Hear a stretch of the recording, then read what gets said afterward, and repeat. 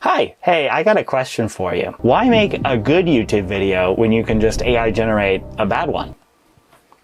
So we gotta make this quick because I have to watch the Republican presidential debates. Not because I'm a Republican, obviously. No, I bet a lot of money that more than 2 flies would land in Mike Pence's hair this time, so fingers crossed. You've probably heard of the YouTuber Kwebcop. I don't really know what he does. I think he plays like video games or something. Who's this guy? Who's this person? I'm looking at his channel and I still don't know what he does. So anyways, that doesn't matter. That's not important. Last time I heard about this guy, it was because he founded an NFT company, which needless to say is very fun and very cool. But I also remember an incident, and if I recall this correctly, it was pretty weird. He co-owned a friend's YouTube channel, and they had some kind of dispute, and Kwebcop did what anybody would do.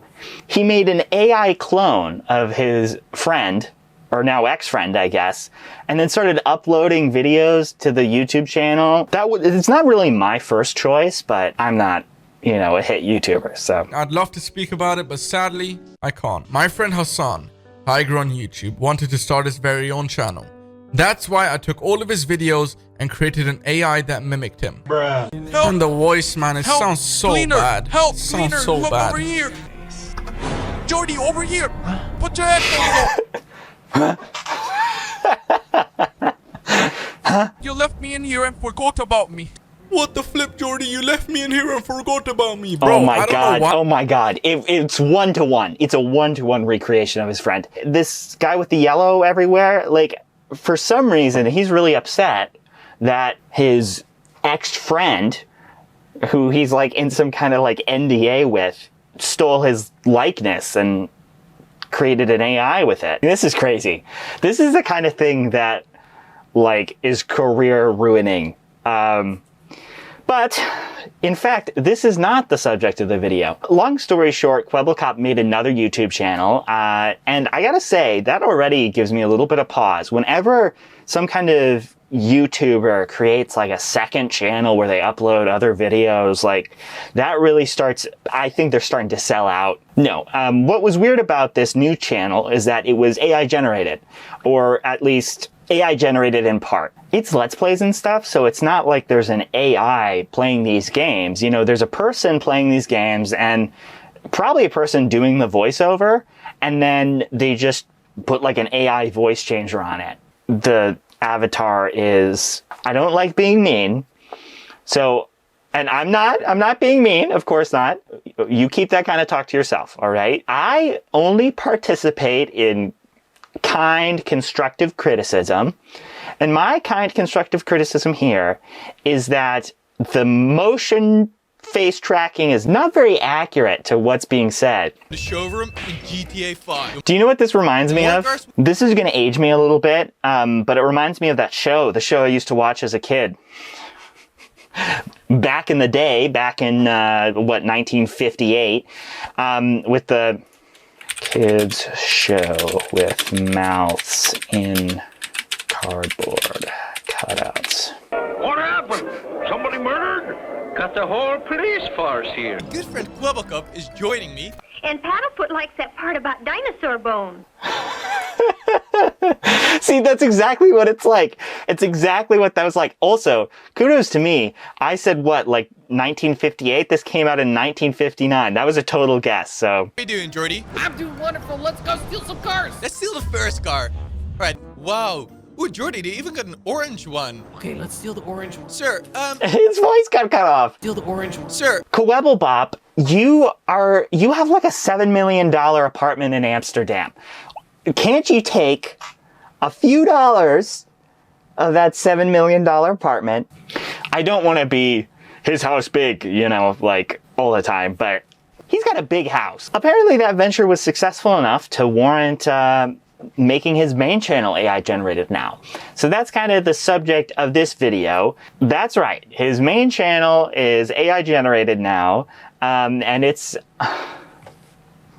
Breaking this plot will give us overpowered loot. Instead of told him already, but we need to expand. Oh, that was close, but luckily we survived. Now let me just quickly look around. We have a lava pillage out of a desert temple. Okay, wow, this does look interesting.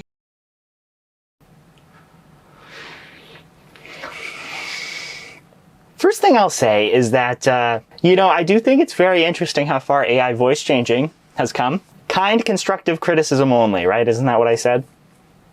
I mean, it definitely sounds like him. It even has like the microphone pops in it. Today we're going to play Minecraft with a lava block. Blocks, but I want the lava items. Come on. Huh.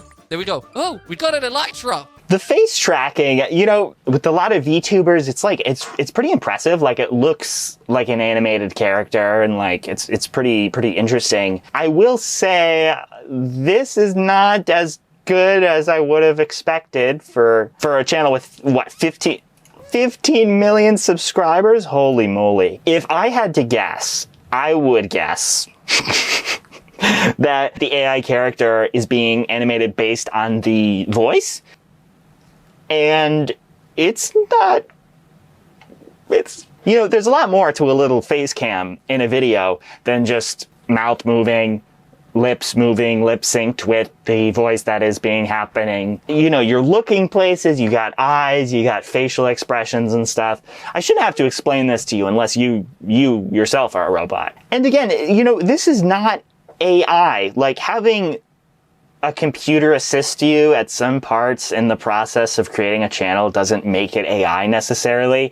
Somebody is playing the role of Kwebcop here. I don't like that either. Even though the quality of the animation and stuff isn't that good, like, the whole thing of this guy is making money. I mean, I don't know how much, probably not a lot. Somebody is making videos and just using his face. He's like earning a fair chunk of change from that. Like, I don't know.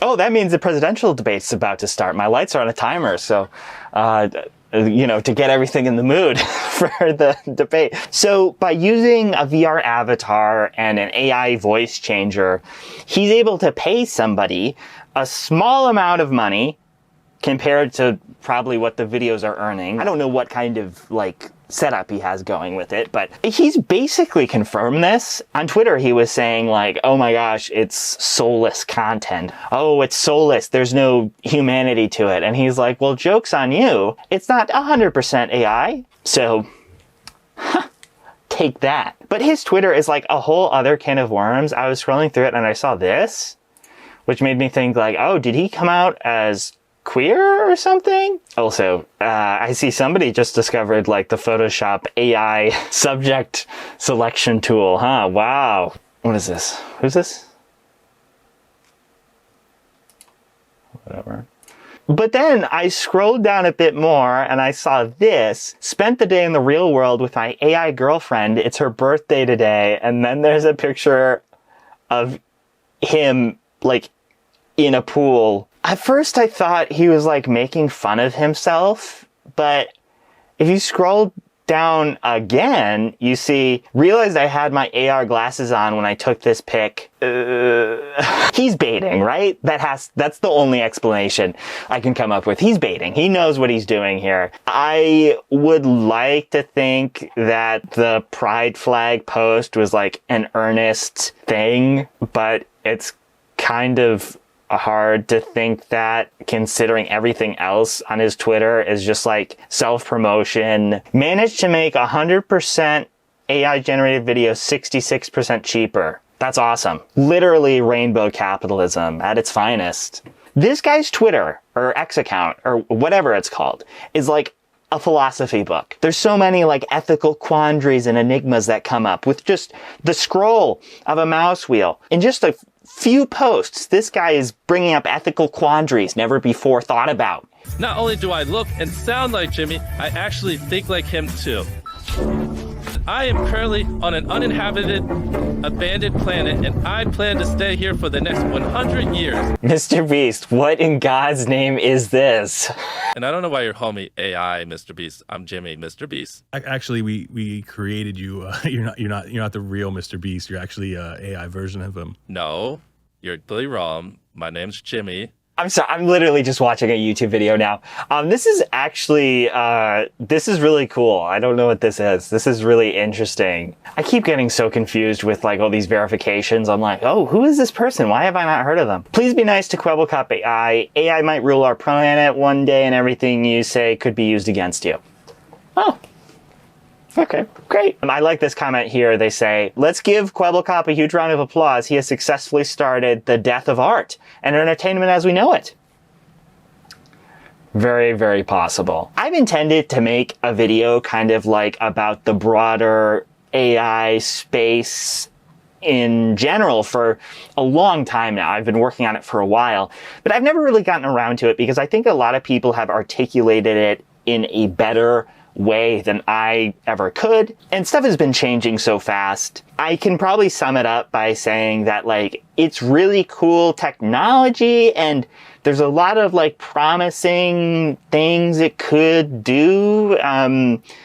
It could help people in so many ways, and like automation is a pathway to a world without any form of scarcity. That sounds good. That'd be nice. But in the world we live in right now, it's hard to imagine like a Star Trek future. Instead, I more imagine just like a dark warehouse, like no light at all, or like maybe a faint like red glow. And it's just like Jeff Bezos standing on a balcony, and below him, you know, in National Treasure when they go into like the treasure room and there's treasure everywhere.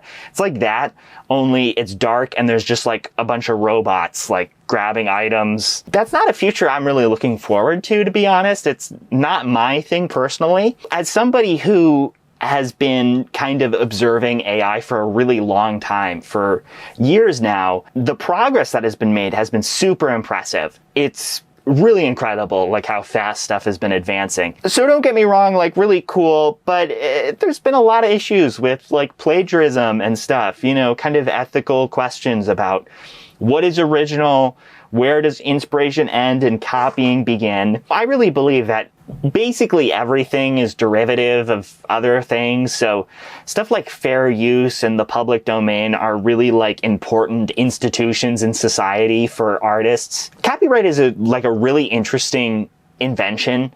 The idea of like owning a work, something that's not a physical thing, is really helpful to a lot of creatives and stuff. But it's also really helpful to a lot of like big companies and kind of like situations where it's probably not the best. All that being said, AI has really made me examine where does this kind of weird spectrum of inspiration and stealing fall. I think there's going to be a really big like legal crackdown on training AI on copyrighted images. But while that might legally fix the issue, I don't think it's actually going to fix the problem. And look no further than what Shutterstock, this stock photo website, is doing with their AI software they have. So Shutterstock is like a stock photo website. You can go there and pay someone to use a picture they took, basically. And what Shutterstock has done is they have trained an AI image generator on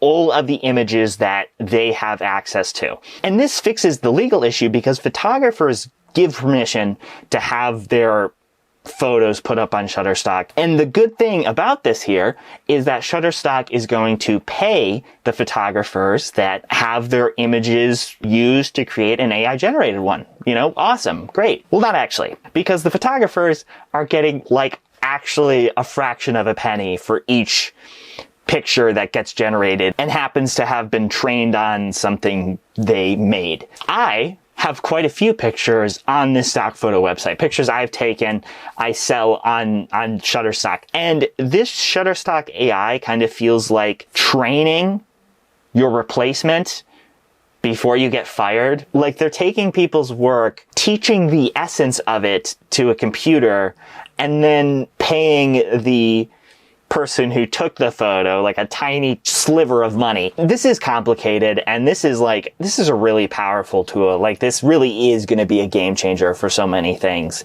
There's an Instagram account I'm a big fan of called Trump History 45, and it's just Trump in different like historical situations. And this stuff is incredible. Like this is super, super impressive. You know, would be impossible without AI stuff. So I guess it's not all bad. Or should I say my real version, has been making content every single day for the past 10 years. And that can get pretty tiring. And you also cannot forget that my real version is getting older and he won't be able to do this forever. But I can. Now, a lot of people are... Whoa, okay. AI is revolutionary technology. This is such a good screenshot to use, showing how useful AI is going to be to humanity when it takes its little Frankenstein wires and jams them into our brain. With AI, I can also respond to your comments more efficiently and engage with you on a deeper level. Is Kwebcop implying that, like, an AI is going to reply to his comments for him? Because that's actually a great idea. I fully endorse that. I would actually start to leave YouTube comments if there was, like, a guarantee that AI Germa is going to reply to me and be like, mask-wearing Andy. In the future, I will be capable of showing way more emotion and have way better facial expressions. But to be honest with you guys, I kind of like the expressions I can do with my face right now. Check this out. Anyways, let's react to what Slogo had to say about us. Just get harder, Slogo.